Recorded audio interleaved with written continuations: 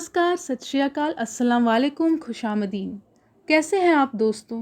उम्मीद है अपने पंजाबी.com देख रहे हमारे सभी दर्शकों का और उनके परिवार वालों का स्वास्थ्य एकदम बढ़िया ही होगा। अगर आप इस चैनल में नए हैं तो लाइक, शेयर, कमेंट, सब्सक्राइब और बेल आइकन का बटन दबाना ना भूलें। तो आइए दोस्तों, आज हम जानते हैं सिख पंथ के संस्थापक, सिखों के प्रथम गुरु, गुरु नानक देव जी के बारे में। गुरु नानक देव जी का जन्म 1469 में कार्तिक पूर्णिमा के दिन हुआ था। ये सिखों के प्रथम गुरु हैं। इनके अनुयायी इन्हें नानक, नानक देव जी, बाबा नानक और नानक शाह नामों से संबोधित करते हैं। नानक अपने व्यक्तित्व में दार्शनिक, योगी, गृहस्थ, धर्म सुधारक, समाज सुधारक, कवि, देशभक्त और विश्व बंधु सभी गुणों से समेटे हुए थे। इनका जन्म रावी नदी के किनारे स्थित तलवंडी नामक गांव में कार्तिकी पूर्णिमा में एक खत्री कुल में हुआ था। तलवंडी पाकिस्तान में पंजाब प्रांत का एक शहर है। कुछ विद्वान इनकी जन्म तिथि को 15 अप्रैल मानते हैं, किंतु प्रचलित तिथि कार्तिक पूर्णिमा ही है, जो अक्टूबर-नवंबर में दिवाली के 14 दिन बाद पड़ती है। इनके पिता का नाम मेहता कालू चंद खत्री तथा माता का नाम तृप्ता देवी था। तलवंडी का नाम आगे चलकर नानक के नाम पर ननकाना पड़ गया। इनकी बहन का नाम नानकी था। बचपन से ही इनमें प्रखर बुद्धि के लक्षण दिखाई देने लगे थे। लड़कपन ही से ये सांसारिक विषयों से उदासीन रहा करते थे। पढ़ने लिखने में इनका मन नहीं लगा। 7 से 8 वर्ष की आयु में इनका स्कूल छूट गया, क्योंकि भगवत प्राप्ति के संबंध में इनके प्रश्नों के आगे अध्यापक ने हार मान ली तथा वे इन्हें सम्मान कर छोड़ने आ गए। तत्पश्चात सारा समय वे आध्यात्मिक चिंतन और सत्संग में व्यतीत करने लगे। बचपन के समय में कई चमत्कारिक घटनाएं घटी, जिन्हें देखकर गांव के लोग इन्हें दिव्य व्यक्तित्व मानने लगे। बचपन के समय से ही इनमें श्रद्धा रखने वालों में इनकी बहन नानकी तथा गांव के शासक राय बुलार प्रमुख थे। इनका विवाह बालपन में 16 वर्ष की आयु में गुरदासपुर जिले के अंतर्गत लाखोकी नामक स्थान के रहने वाले मूला की कन्या सुलखनी से हुआ। 32 वर्ष की अवस्था में इनके प्रथम पुत्र श्रीचंद का जन्म हुआ। 4 वर्ष पश्चात दूसरे पुत्र लक्ष्मी दास का जन्म हुआ।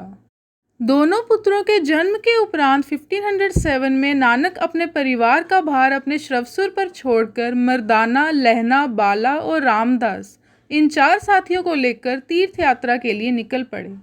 उन पुत्रों में से श्रीचंद आगे चलकर उदासी संप्रदाय के प्रवर्तक हुए। ये चारों ओर घूमकर उपदेश करने लगे। 1521 तक इन्होंने 4 यात्रा चक्र पूरे किए, जिनमें भारत, अफगानिस्तान, फारस और अरब के मुख्य स्थानों का भ्रमण था। इन यात्राओं को पंजाबी में उदासियां कहा जाता है। नानक सर्वेश्वरवादी थे। उन्होंने सनातन मत की मूर्ति पूजा की शैली के विपरीत एक परमात्मा की उपासना का एक अलग मार्ग मानवता को दिखाया। उन्होंने हिंदू धर्म में फैली हुई कुरीतियों का सदैव विरोध किया। साथ ही उन्होंने तत्कालीन राजनीतिक, धार्मिक और सामाजिक स्थितियों पर भी नज़र डाली है। संत साहित्य में नानक उन संतों की श्रेणी में हैं जिन्होंने नारी को बड़प्पन दिया है। उनके उपदेश का सार यही होता था कि ईश्वर एक है और उनकी उपासना हिंदू मुसलमान दोनों के लिए है। मूर्ति पूजा और बहुदेवोपासना को ये अनावश्यक कहते थे। हिंदू और मुसलमान दोनों पर इनके मत का प्रभाव पड़ता था। हिंदी साहित्य में गुरु नानक भक्ति काल के अंतर्गत आते हैं। वे भक्ति काल की निर्गुण धारा की ज्ञानाश्री शाखा से संबंध रखते हैं। गुरु नानक एक अच्छे सूफी कवि भी थे। उनके भावुक और कोमल हृदय ने प्रकृति से एकात्म होकर जो अभिव्यक्ति की है वह निराली है। उनकी भाषा बहता नीर थी, जिसमें फारसी, मुल्तानी, पंजाबी, सिंधी, खड़ी बोली और अरबी के शब्द समा गए थे। भक्ति भाव से पूर्ण होकर वे जो भजन गाया करते थे, उनका संग्रह ग्रंथ साहिब में किया गया है। जीवन के अंतिम दिनों में इनकी ख्याति बहुत बढ़ गई और इनके विचारों में भी परिवर्तन हुआ। स्वयं ये अपने परिवार वर्ग के साथ रहने लगे और मानवता की सेवा में समय व्यतीत करने लगे। उन्होंने करतारपुर नामक एक नगर बसाया, जो कि अब पाकिस्तान में है, और एक बड़ी धर्मशाला उसमें बनवाई।